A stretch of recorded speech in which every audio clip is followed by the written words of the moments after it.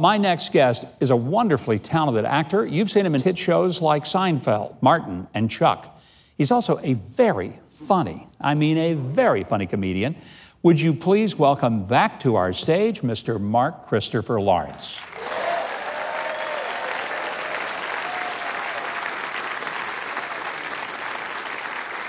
Thank you. Thank you so much. I am Mark Christopher Lawrence. It's my birth-given name. It's not a made-up Hollywood name. You know, there's a lot of Hollywood made-up names out there. Ving Rhames, for example. I've been black 55 years, and not once have I met a brother named Ving. We like, as a people, we like to throw the Q around. You know, Shaquille, Shaniqua, Aquanetta. I met a little boy the other day, Tyrone, with a Q. He said, my mama said the Q is silent. I said, tell your mama the Q is stupid. I was lucky. My brother named his kids after things he likes. Cars he can't even afford. Porsche and Bentley. I got a little fat nephew, Hummer. My mother took my name right out of the Bible. You know, nice, strong biblical name, Mark, New Testament. You know, let me say this. If you use the Bible as a reference to name your child, you have a responsibility to read the chapter in which you found the name. So that people can know and your child can know what you are saying with it. You don't want to get that phone call at kindergarten going, come and get him! Beelzebub is the devil.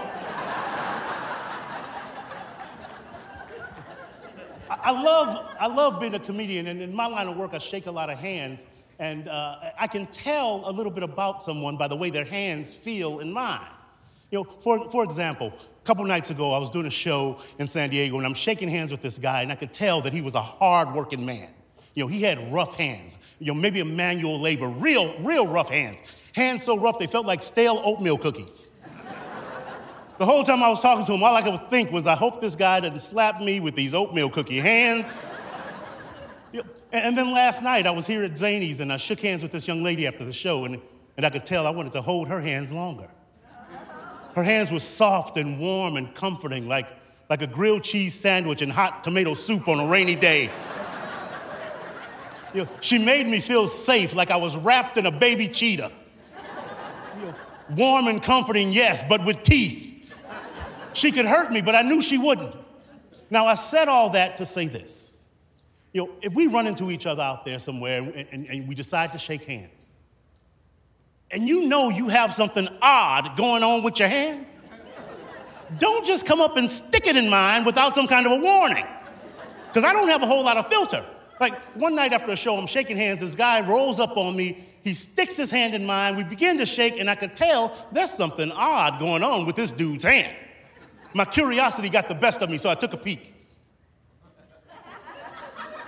He had a tiny little baby hand with perfect little baby fingers and a perfect little baby thumb, but with hair on the back like a man. Remember the first time someone handed you a spork? See, you can't just sneak a baby hand in on a brother. You gotta give me some kind of warning. If you know you got something odd going on with your hand, all I'm saying is, we all have something. Years ago, I had this big 8-inch afro.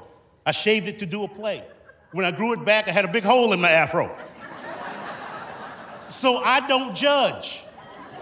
All I'm saying is, if you know you got something odd going on with your hand, warn me. Say, Mark, I'm coming in with a spork. Thank you so much.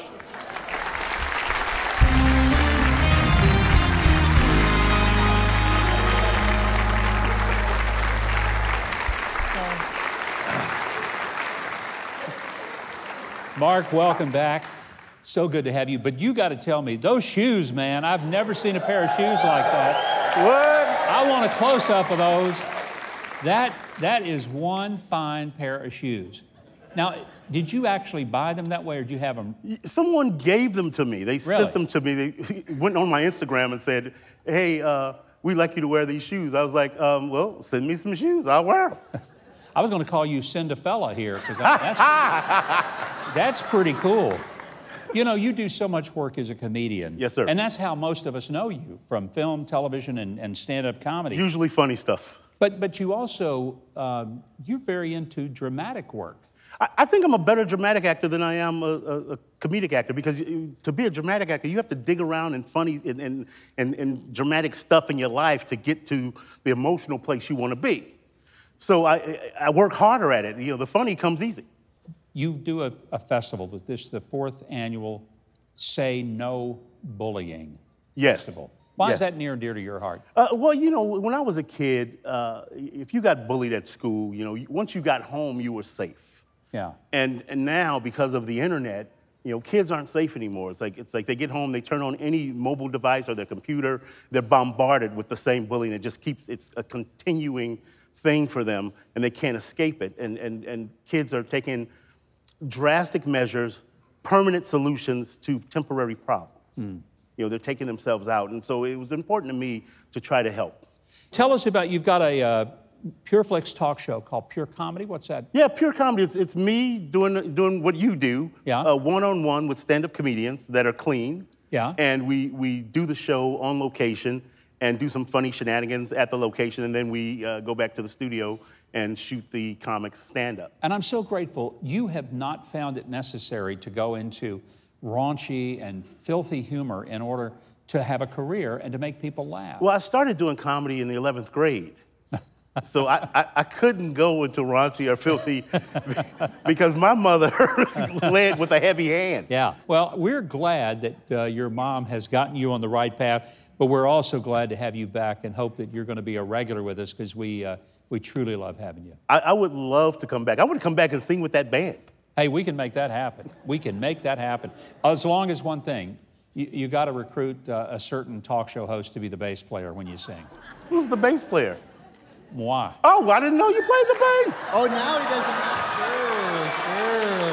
Who said I did?